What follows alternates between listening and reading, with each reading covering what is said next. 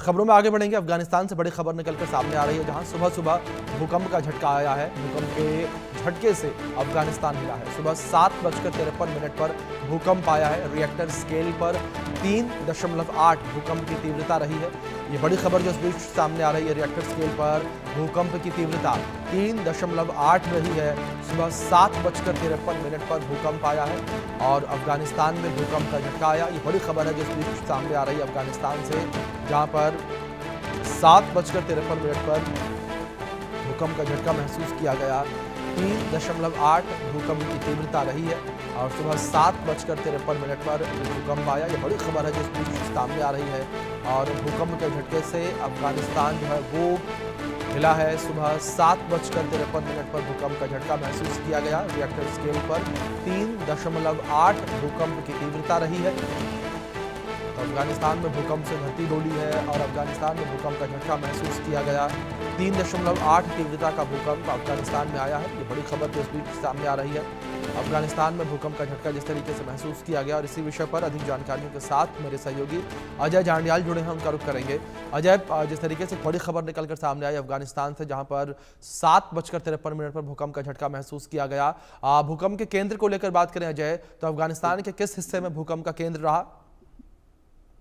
देखिए, खासतौर पे अगर आप देखें तो लगातार पिछले कुछ समय से भूकंप के झटकों से दुनिया के कई देश जो है वो कांप रहे हैं। और इसके पीछे की वजह कहीं ना कहीं ये कि हर कोई इस चीज को लेकर अब चिंतित है कि ये जो भूकंप के झटके लगातार देखे जा रहे हैं, इसके पीछे की वजह क्या है। हालांकि साइंस अभी इतनी जो है इतना नहीं पता लगा सकी है कि आखिरकार भूकंप जो आ रहे हैं कब आएंगे, कितनी तीव्रता के आएंगे, मगर फिर भी अपनी तरफ से अभी के प्रयास जारी हैं। सुबह 7:53 का ये वाकया है जब अफगानिस्तान में भूकंप के झटके जो है वो महसूस किए गए और 3.8 तीव्रता के ये भूकंप के झटके जो हैं ये महसूस किए गए हैं।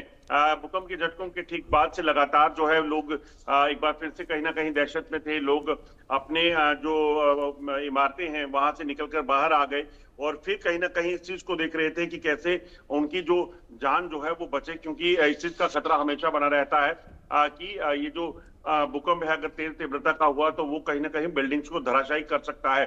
अफगानिस्तान की बात करें तो अफगानिस्तान के साथ साथ तजाकिस्तान की बात की जाए या आसपास के जो देश हैं वहां पर भी भूकंप के झटकों को महसूस किया गया है। हालांकि वहां पे तीव्रता कम थी, मगर 3.8 की तीव्रता जो अफगानिस्तान में देखी गई है वो अपने आप में बताती है कि ये एक बड़ा चुनौती भरा समय जो है वहां पे है।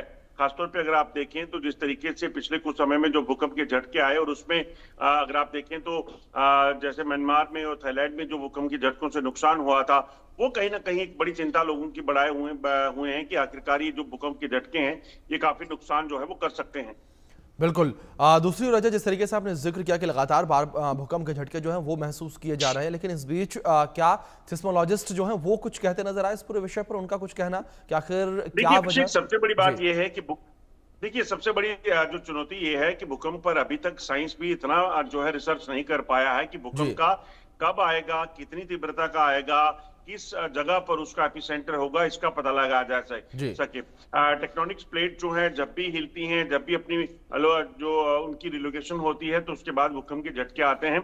इस चीज को लेकर कई बार बयानबाजियां हुई हैं, मगर समय सीमा क्या रहेगी, कब होगा, कैसे होगा, कितनी तीव्रता का होगा, इस चीज पर अभी भी साइंस जो है कहीं ना कहीं सफलता हासिल नहीं कर सकी है कि इसका एडवांस में पता चल सके।